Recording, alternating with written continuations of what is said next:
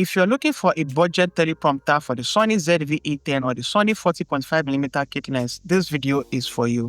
I've had this teleprompter for over 5 months and it has made creating content for YouTube super easy for me. This teleprompter will work with any lens, but depending on the thread size of the lens, you might be needing a step-up lens adapter. This is the Ambitful Teleprompter and it costs me around $45 on AliExpress. Some say it feels like cheap plastic, and I have to admit that it does. But after many months, I can say without a doubt that this is sturdy enough if handled carefully.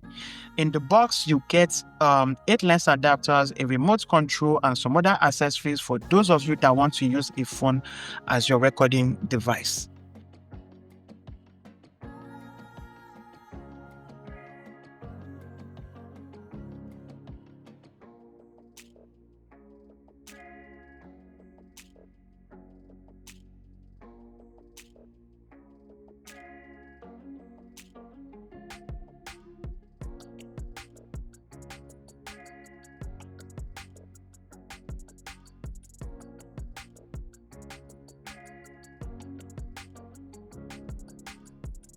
For you to be able to mount this on the Sony ZV-E10's 40.5mm kit lens, you will also need to order a 40.5mm to 49mm step-up lens adapter.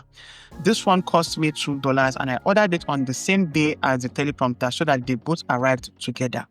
Simply attach the step-up lens adapter to the kit lens, then attach the 45mm ring that comes with the teleprompter.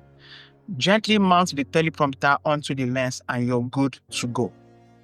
Please make sure to set your desired filming focal length before mounting the teleprompter.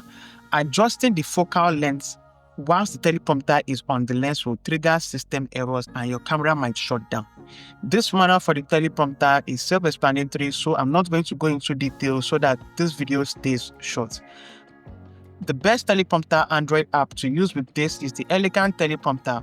I will leave a link to the app down below. The app also allows you to configure the keys on the remote. The remote control works best when the side button is set to game. The only issue that I have with this teleprompter is that the glass leaves a reflection on my chest, and because of this, I always film my sit-down videos at a focal length of 33mm. Maybe mine has a bad glass, but I will keep using it this way till I can justify getting a replacement. Overall, this cheap-ass teleprompter is a 9/10 for me. It simply works for my budget.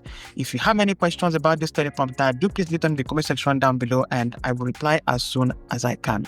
Bye guys.